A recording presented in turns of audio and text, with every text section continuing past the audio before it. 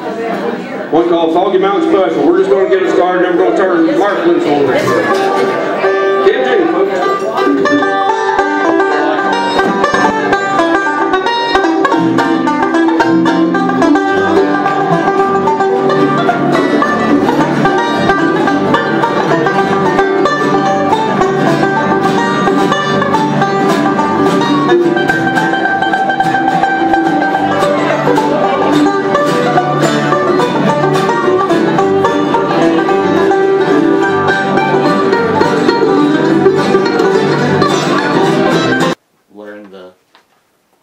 Instrument making process?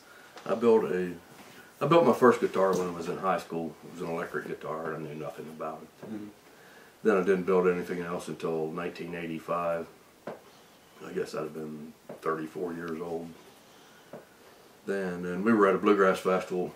Mm-hmm. We spent 4 or 5 days, and we camped beside an older fellow who was a luthier. In fact, he built that violin right over there, the yellow one. Okay.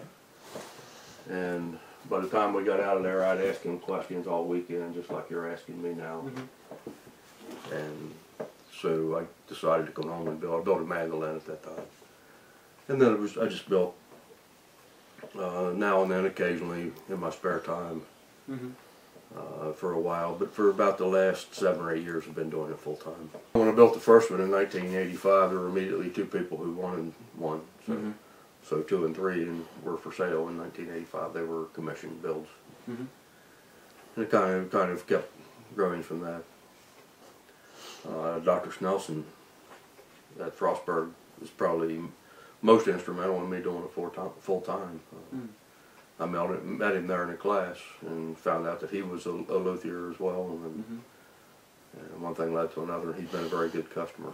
One of these violins is for him. I think it's his 27th instrument that he purchased. Mm-hmm. I started playing when I was a kid. I don't know. I just felt like I've always played. I played guitar. My dad had an old guitar and an old mandolin. I couldn't afford a better guitar, so I built one. I actually played it. Mm-hmm. I think my mom still has it somewhere. It's nothing I'd be proud of. Mm-hmm. It was very amateurish. I knew nothing about it. I didn't even know there was such a thing as fret wire, so I just glued pieces of wire on the neck for frets. It played very well. It sounded good. Mm-hmm. We certainly weren't wealthy, and I built it out of necessity because I couldn't afford to buy one. Mm-hmm. Then we started playing bluegrass, and I guess I played guitar for a while. I played mandolin. When we got another guitar player, so I played mandolin. Then we got a mandolin player, so I played bass. And then we got another bass player, so I played banjo. So that's my primary instrument now. It's a 5-string banjo. Now, did you build your own banjo? Yeah. Yeah, in our band, all the instruments but one were built by me.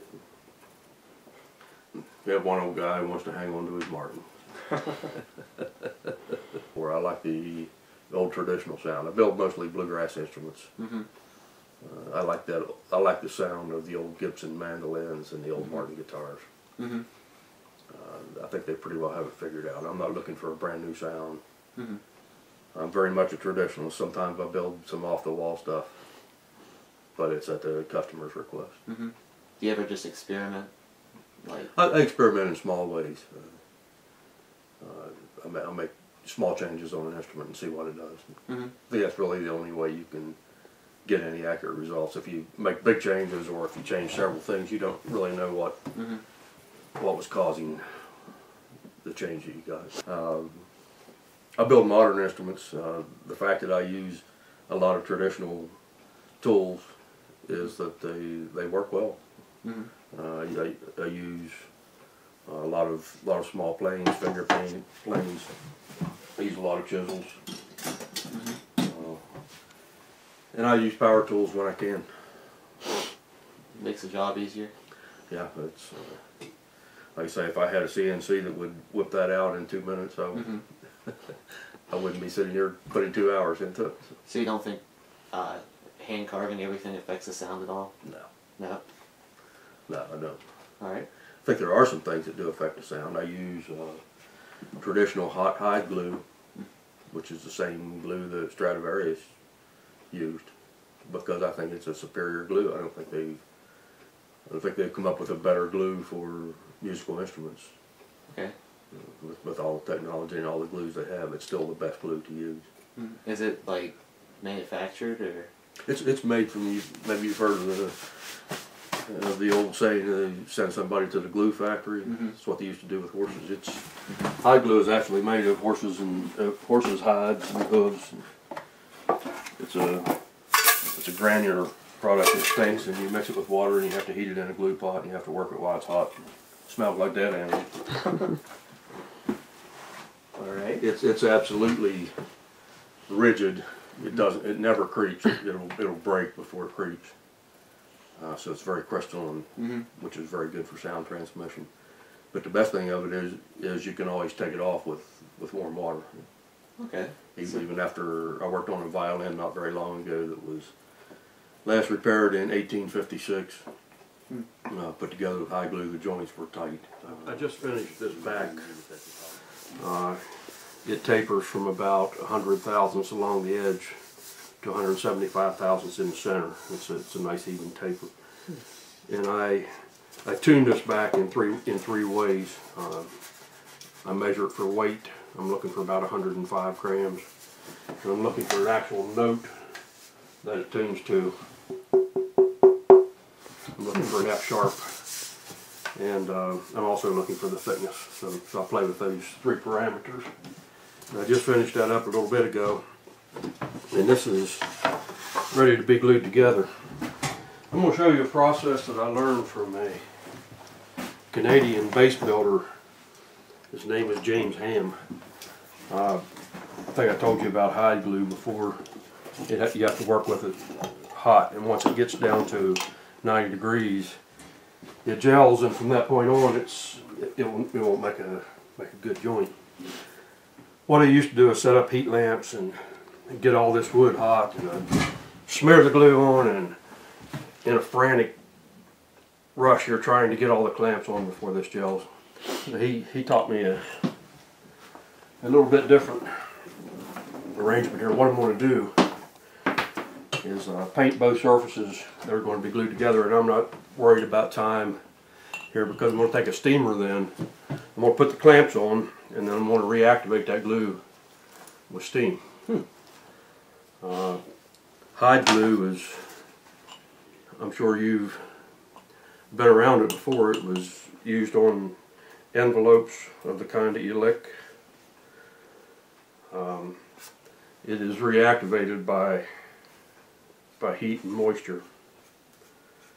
It's also on stamps.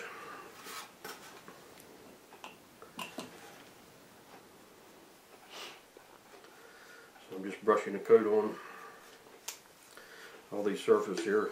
Hide glue is, every now and then you'll see a test in fine woodworking or something like that. And what they're really testing for is strength. And it doesn't hold up against modern glues like polyurethane glue or white glue or yellow glue. But it has properties that make it just almost perfect for lutherie. Number one, it has absolutely no creep. It's just absolutely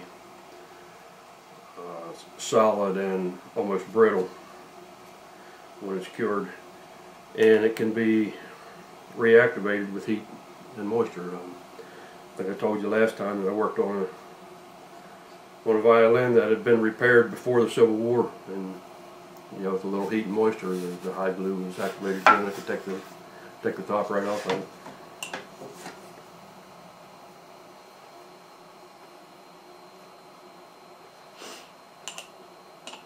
You have about, at the most, a minute, so you can imagine what it would be like to try to get that glue on there and get it on and get the clamps within a minute.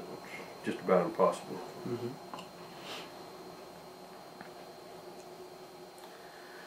Thanks to James Ham, this process works so much better. Now, how'd you meet him? I edit for a lutherie magazine, and I quite often write articles called Meet the Maker, where I interview a luthier, and he was one of the luthiers that I interviewed. And I saw a steamer in his shop, and I said, "What are you using that for?" Especially on something as big as an upright base. The old way of putting hot glue on this would be to glue the ends, then start through with a knife, with a hot knife, and just, I'll show you a little bit of that here, but you have to work it just an inch or so at a time and get some glue in there and clamp it.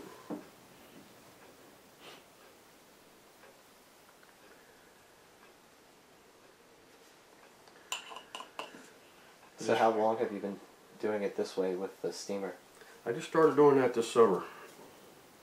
It was a real revelation. Especially with something as big as a base, it gives you time to get it clamped, get everything where it belongs, and then you can activate the glue with steam. I've often thought you could also do it with a microwave, or take an awful big microwave. Now, what's the sticker say? It says custom built by Roger Allen Skipper, and the date and the instrument number.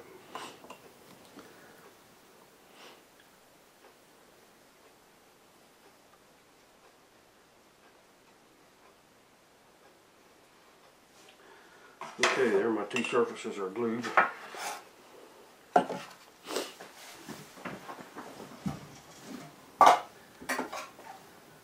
Now you get a little bit of a problem on where you have the big blocks, because I'm not sure the steam will penetrate that far. It probably would, but I'm not going to take the chance. So what I'm going to do,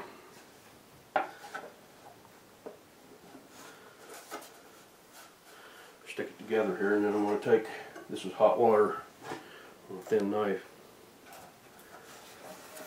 When I put that in there, I might put a little bit of fresh glue on that.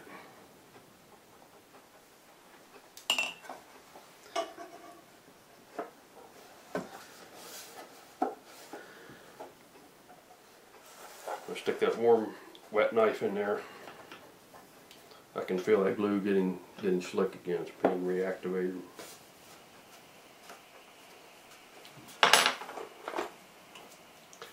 I should have loosened all my clamps before I started, but I'm never that organized.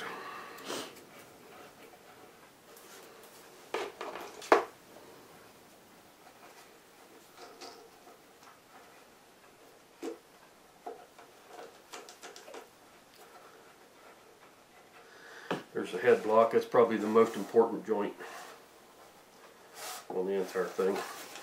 I'm going to do the same thing here on the tail block. The other thing I like about using this steam process is that it absolutely cleans up all the glue. It just blows it away. It disappears.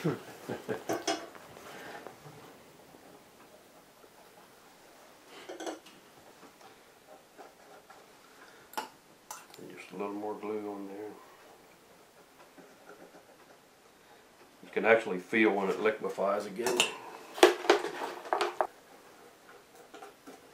Sometimes it seems like you don't have enough hands.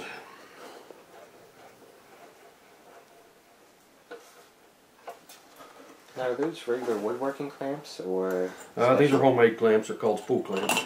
And if I was smart, I'd take one and get it expanded to fit before I...